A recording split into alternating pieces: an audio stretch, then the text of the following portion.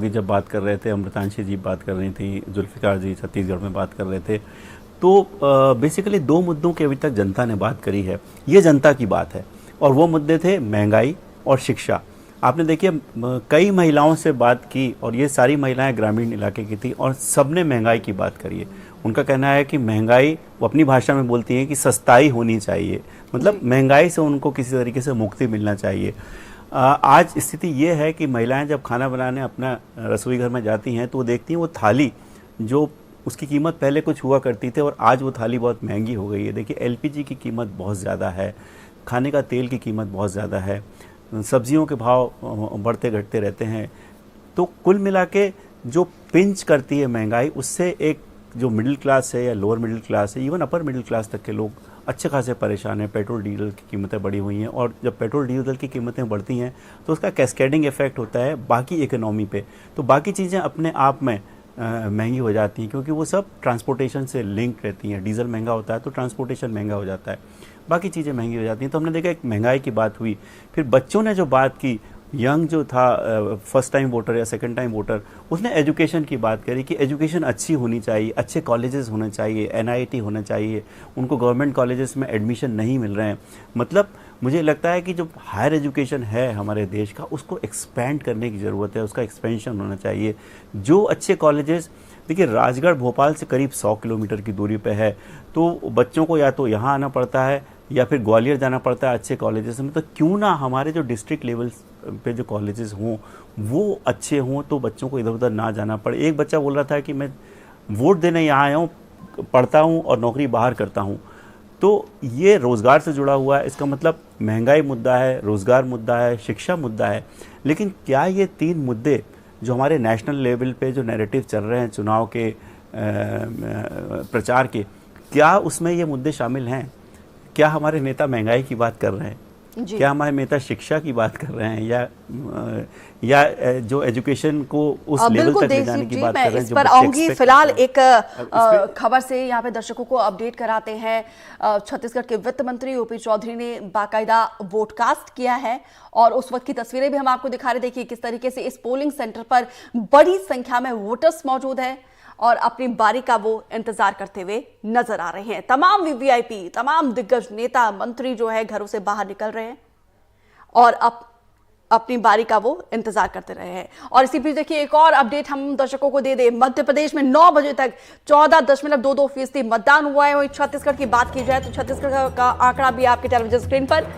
मध्य प्रदेश में 14.22% और छत्तीसगढ़ में 13.24% ये वोटिंग का आंकड़ा निकलकर सामने आया है। 9 बजे तक का आंकड़ा ये हम आपको बता रहे हैं। 10 बजने को आए लेकिन 9 बजे तक का आंकड़ा जो है ठीक ठाक इसे कह सकते हैं। मध्य प्रदेश जो है एक कदम थोड़ा सा आगे है। हालांकि उम्मीद हम छत्तीसगढ़ से कर रहे थे, लेकिन चलिए एक अच्छी बात है, कंपटीशन में हम देख सकते हैं वोटिंग के आंकड़े को लेकर छत्तीसगढ़ लगातार 2 चरणों से आगे है, अव्वल नंबर पर है बल्कि पूरे देश में। और तो वहीं देखिए अब मध्य प्रदेश भी उसी रफ्तार को पकड़ते हुए अब नजर आ रहा है। फिलहाल ये तस्वीरें भी हम आपको दिखा रहे हैं, ये वही तस्वीरें जो वोटिंग परसेंटेज के टर्नआउट में तब्दील हुई है और सुखद तस्वीर निकलकर सामने आ रही है। सुबह से ही जो तस्वीरें निकलकर सामने आ रही है हमारे सहयोगी सबसे पहले आप तक पहुंचाने की कोशिश कर रहे हैं। बड़ी संख्या में महिला वोटर्स और फर्स्ट टाइम वोटर्स, यूथ और इवन बुजुर्ग भी घरों से बाहर निकलकर लोकतंत्र के इस महापर्व का हिस्सा बनने के लिए वो आतुर नजर आ रहे हैं। और अच्छी बात यह कि प्रशासन की तरफ से भी व्यवस्था चाक चौबंद कर दी गई क्योंकि भीषण गर्मी है और इस गर्मी से निजात पाने के लिए तमाम व्यवस्था यहाँ पर पेयजल की गई है। शरबत और नींबू पानी, कूलर्स की व्यवस्था है तो ताकि वोटर जो है वो कंफर्टेबल हो सके, क्योंकि पिछले 2 चरणों में जो तस्वीर निकलकर सामने आई थी उस समस्या का निदान कहीं ना कहीं इस फेज में हो जाए, ये हम उम्मीद करते हैं। जो आंकड़े निकलकर सामने आए, देखिए 9 बजे तक का छत्तीसगढ़ का जो परसेंटेज है ये भी हम आपको बता रहे हैं और मध्य प्रदेश का भी बता रहे हैं। छत्तीसगढ़ में 13.24% है और छत्तीसगढ़ के रायगढ़ में देखिए 18% के आसपास ये वोटिंग का परसेंटेज निकलकर सामने आया है।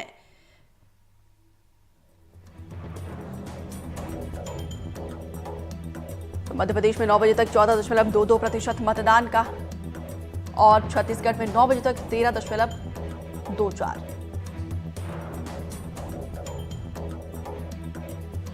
तो वित्त मंत्री, छत्तीसगढ़ के वित्त मंत्री ओपी चौधरी ने वोटकास्ट किया और सुनिए उन्होंने क्या कुछ कहा है। मताधिकार का प्रयोग किया है, आप भी अपने मताधिकार का प्रयोग करें। दुनिया के 100 से ज्यादा देशों में लोगों को वोट डालने का अधिकार नहीं है, हमारा संविधान ये अधिकार देता है, इसका जरूर प्रयोग करें और अपने मर्जी का प्रधानमंत्री चुनें। एक सबसे महत्वपूर्ण बात, मुद्दों को लेकर जनता वोट करने की बात कर रही है, क्या महत्वपूर्ण मुद्दे हैं जिनको लेकर जनता इतनी तेजी से आई?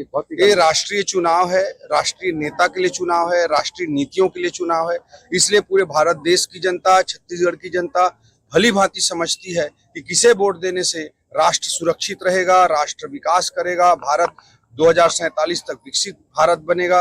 ये जनता बहुत अच्छी तरीके से समझती है और यही राष्ट्रीय चुनाव की दृष्टि से यही मुद्दा है। ओपी चौधरी का क्या एनालिसिस है? छत्तीसगढ़ में मुझे लगता है 11 में से 11 सीटें छत्तीसगढ़ की जनता जनार्दन मोदी जी को 11 कमल के फूल स्वरूप आशीर्वाद स्वरूप प्रदान करेगी और देश में भी मैं कहूंगा लहर ही नहीं सुनामी चल रही है, आंकड़ा बहुत बड़ा होगा। रायगढ़ में विधानसभा में आपने ऐतिहासिक जीत दर्ज की थी, क्या लगता है लोकसभा में भी देखेंगे? मुझे पूरा भरोसा, आज तक के रायगढ़ के इतिहास में, छत्तीसगढ़ के राजनीतिक इतिहास में इस चुनाव से पहले 60,000 तक का मार्जिन था।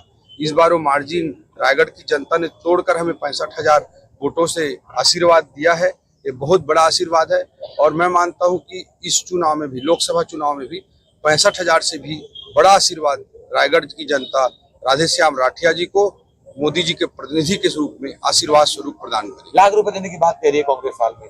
जो लोग महीने का 500 रुपए नहीं दिए, 2018 के घोषणा पत्र में घोषणा करने के बावजूद 500 रुपए घोषणा के 5 रुपए तक नहीं दिए, वे लोग 8,500 की बात करते हैं। भारत देश में उतने बहुत सारे लोगों की सैलरी नहीं है। भारत देश का बजट 48 लाख करोड़ का है, ये योजना लागू करने 70 लाख करोड़ लगे। तो मैं यही कहना चाहूँगा कि उनको पता है कांग्रेस के लोगों की, न छत्तीसगढ़ में उनकी सरकार है, न राहुल गांधी की दिल्ली में सरकार बननी है, न 9 मन तेल होगा, न राधा नाचे। चुनाव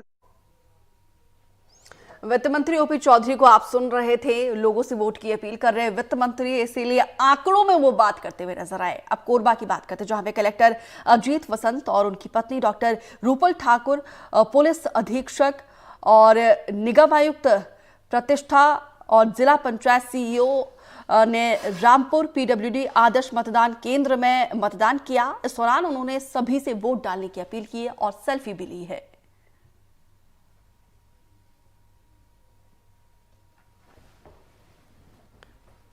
तो देखिए मतदान केंद्र को कितने खूबसूरती से सजाया गया है। ये सेल्फी पॉइंट जहां पर कलेक्टर अपनी पत्नी के साथ वोट कास्ट करने के बाद वो नीली स्याही दिखाते हुए सेल्फी पॉइंट के जरिए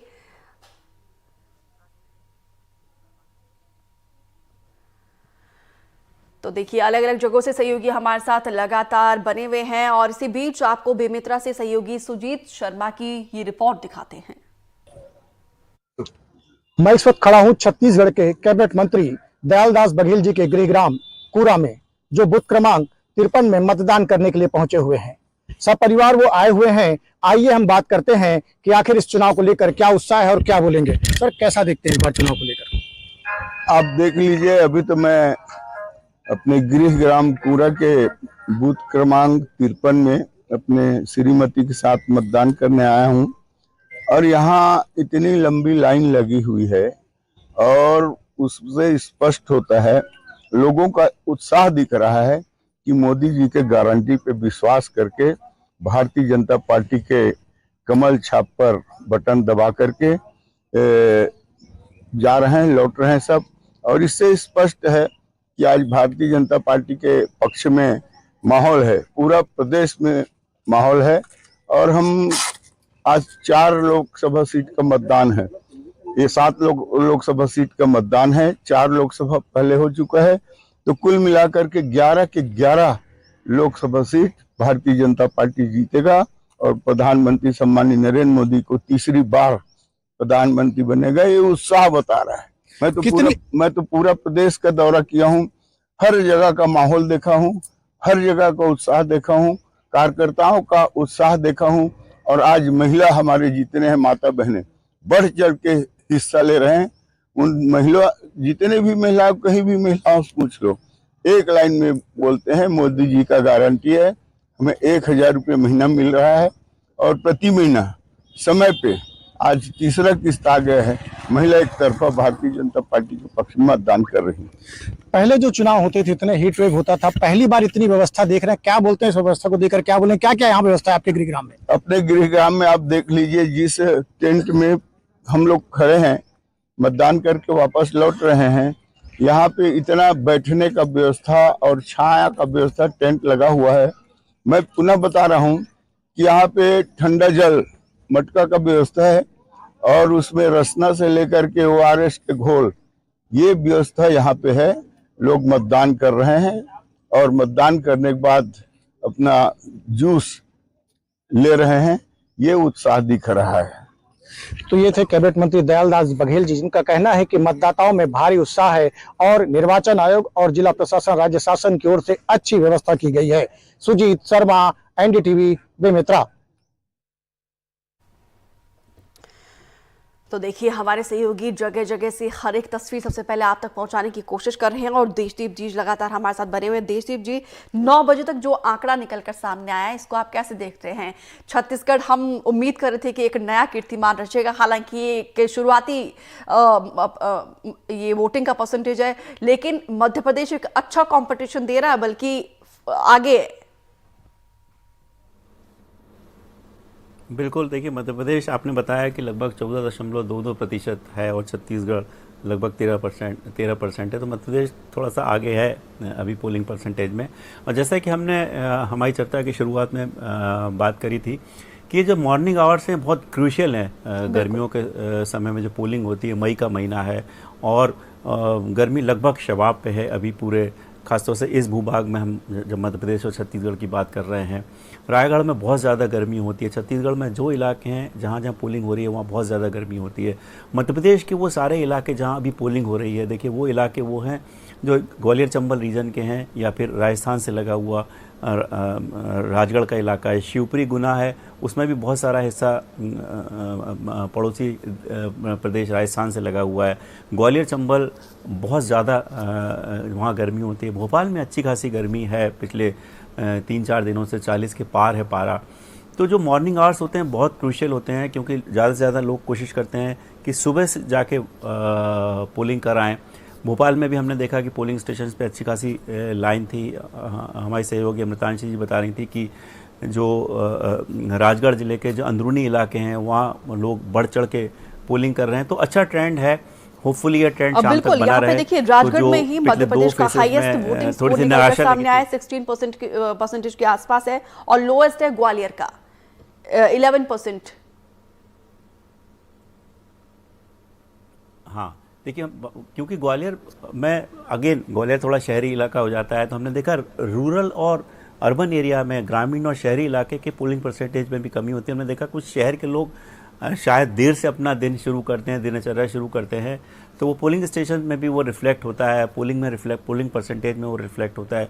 गांव में जनरली लोग अपनी दिनचर्या इवन अदरवाइज सुबह काफ़ी जल्दी शुरू कर देते हैं और वो पोलिंग परसेंटेज में हमको रिफ्लेक्ट होता है और वो दिख भी रहा है। यहाँ 10%, वहाँ 16%, 6% का फ़र्क है, देखिए। तो लेकिन कुल मिला के अच्छा ट्रेंड दिखाई दे रहा है और होपफुली ये ट्रेंड शाम तक बने रहना चाहिए, तो हमको वही पोलिंग परसेंटेज दिखाई देंगे जो 70, 75, 80% हमने पिछले चुनावों में देखा था। देशदीप जी, वैसे तो हर एक सीट बहुत इंपॉर्टेंट है, लेकिन 3 सीट राजगढ़, ग्वालियर और विदिशा, इन तीनों के बारे में मैं आपसे समझना चाहूंगी। देखिए, बिल्कुल सही कहा आपने। राजगढ़, ग्वालियर और विदिशा तीनों सीटें इंपॉर्टेंट हैं। विदिशा में शिवराज सिंह चौहान जी चुनाव लड़ रहे हैं। राजगढ़ में दिग्विजय सिंह जी चुनाव लड़ रहे हैं और ग्वालियर और गुना, वो दोनों सीटें बहुत महत्वपूर्ण हैं। तो और ख़ास बात ये हमने देखा कि यहाँ जो रीजनल सेटअप्स हैं, चाहे वो दिग्विजय सिंह जी हों या शिवराज सिंह चौहान जी हों या गुना में ज्योतिरादित्य सिंधिया जी हों, हमने देखा ये नेता बहुत ज़्यादा अपनी सीटों से बाहर नहीं गए, जबकि स्टार प्रचारक हैं। शिवराज सिंह चौहान जी तो एक समय पूरा मध्य प्रदेश संभालते थे, लेकिन किस तरीके से वो विदिशा तक सिमट के रह गए। या तो उनकी पार्टी की पॉलिटिक्स का हिस्सा है वो, या फिर बहुत ज़्यादा सतर्क हैं उनके सुपुत्र ने कल उनका एक स्टेटमेंट में पढ़ रहा था, उन्होंने एक भाषण में बोला कि देखिए आप ये मत सोचिए कि एक तरफा चुनाव है, कांग्रेस का अपना वोट बैंक है और वो उनके लोग उन्हीं को वोट करते हैं, कमिटेड वोटर्स हैं। तो कोई भी नेता इनमें से सीरियसली मतलब बहुत लाइटली नहीं ले रहा है उसको। और राजगढ़ देखिए बहुत इंपॉर्टेंट है, दिग्विजय सिंह जी राज्यसभा के मेंबर हैं, मुख्यमंत्री थे, दिग्गज नेता हैं और कांग्रेस का भरसक, बीजेपी का भरसक प्रयास है कि उनको किसी तरीके से हरा दिया जाए। लेकिन मुझे जो वहाँ से जो रिपोर्ट्स आई हैं, जो आप ही कई जगह है और आज वोटिंग का दिन है, महत्वपूर्ण दिन है, क्या अपील और कैसे देखती हैं इस दिन को? बस सबसे यही अनुरोध है, अर्ज है हमारी कि दिग्विजय सिंह जी को अपना आशीर्वाद दे, पंजे का बटन दबा के और बहुमत से जिताएं। कैसे देखती हैं, क्योंकि आपने तो खुद देखा होगा दिन रात मेहनत करते हुए, क्या तस्वीरें देखी इन महीनों में आप? उनमें एक बात है मेरे फादर इन लॉ में कि वो 77 की आयु में भी इतना एक बार भी वो कंप्लेन नहीं करते कि धूप है, तो हम भी भूल जाते हैं कि इतनी तगड़ी गर्मी है और या प्यास लगी है या कितने घंटे सोए हैं, हम सब भूल जाते हैं, परिवार ही नहीं सब, जैसे पूरे क्षेत्र के लोग और पूरे जो उनसे सब पीढ़ियों से जुड़े हुए हैं, तो बहुत अच्छा लगता है। पूरा हमारे लिए कि मास्टर क्लास था और वर्कशॉप था उनको देखकर, तो बहुत सीखा सबने। अच्छा, क्योंकि राघवगढ़ की जनता बहुत प्यार करती है अपने राजा साहब को, तो आपको लगता है कि वो प्यार बरकरार रहेगा? जी हमेशा, वो तो कोई दूसरी बात नहीं है इस पे, हमेशा जय राघव जी की। जी जी जी। तो आपको लगता है सब बरकरार रहने वाला है? जी जी जी, हम पॉजिटिव हैं जी। अच्छा, पॉजिटिव, कॉन्फिडेंट है? कॉन्फिडेंट, पॉजिटिव, होपफुल, सब कुछ जी। अच्छा, मेरे साथ सहस्त्रजय भी हैं, सहस्त्रजय जो कि दिग्विजय सिंह के पोते हैं। और सहस्त्रजय, मुझे अच्छे से याद है आपने दादाजी के साथ पदयात्रा भी की थी इतनी गर्मी में, कोई परेशानी नहीं हुई उस वक्त? नहीं। अच्छा, कैसा लगा था? बहुत अच्छा लगा था। बहुत अच्छा लगा था। आप तो अभी वोट डाल नहीं पाएंगे? नहीं। अच्छा, फिर क्या करेंगे, यहाँ क्यों आए हैं? मैं बस यहाँ आया हूँ बस देखने कैसे होता है। वोट डालने की इच्छा है? नहीं अभी नहीं। अच्छा अभी नहीं। अच्छा, दादाजी कैसा काम करते हैं, कैसा लगता है आपको उनके साथ? हाँ, मुझे तो बहुत अच्छा लगता है। बहुत अच्छा लगता है। अच्छा, आप कब वोट डालेंगे? अभी कितने साल के हैं अभी आप? 8 साल के। कॉन्फिडेंट है जीतेंगे दादाजी? हाँ। अच्छा, कैसे घूमते हुए उनके साथ अच्छा लगा था? हाँ। अच्छा, अभी क्या करेंगे इसके बाद? मैं इसके बाद जब मम्मा वोट डाल दे मैं घर चले जाऊंगा। घर चले जाऊंगा। अच्छा, मिलने जाएंगे दादाजी से? वो आएंगे किले पे। किले पे आएंगे। बिल्कुल, देखिए ये छोटे से सहस्त्रजय हैं और आपको बता दें कि इनको जो है पॉलिटिकल समझ काफ़ी है। ये जो है प्रचार में भी जाते हैं अपने पिताजी और अगर बात की जाए तो दादाजी के साथ, और कहीं ना कहीं पूरा जो परिवार है वो राघवगढ़ में सभी जनता से लगातार रूबरू होता है। और यही शायद जो है दिग्विजय सिंह को लेकर लोगों की यहाँ पर जो है एक तरीके से हम कह सकते हैं कि लोग यहाँ पर सोचते हैं और यही वजह है कि उनका गढ़ यहाँ पर बुलाया जाता है। अगर राघवगढ़ से राजू वाथम के साथ अमृतांशी जोशी, एनडीटीवी। तो परिवार सहित यहाँ पर वोट कास्ट करने के लिए पहुंचे हैं दिग्विजय सिंह के परिवार। और इसी बीच आपको सागर से सहयोगी रचित दुबे की एक रिपोर्ट दिखाते हैं।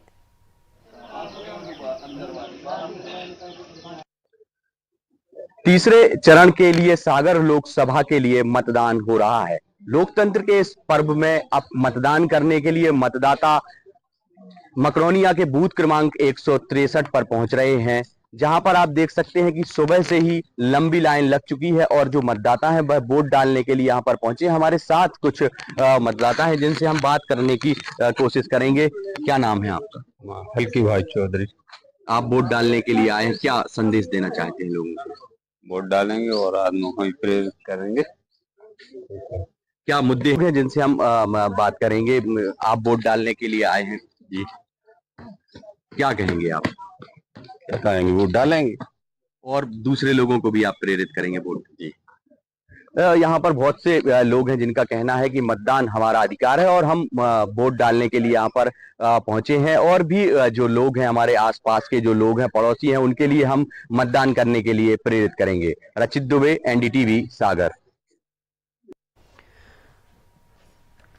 तो देखिए सहयोगियों की ये रिपोर्ट हम आपको दिखा रहे थे और देशदीप जी लगातार हमारे साथ बने हुए हैं। देशदीप जी, हम देखिए जब ये आंकड़ा जो निकल कर सामने आया है इसको लेकर हम बात कर रहे थे और राजगढ़ में सबसे ज्यादा आंकड़ा है पोलिंग परसेंटेज का, किस तरीके से देखा जाए इसे?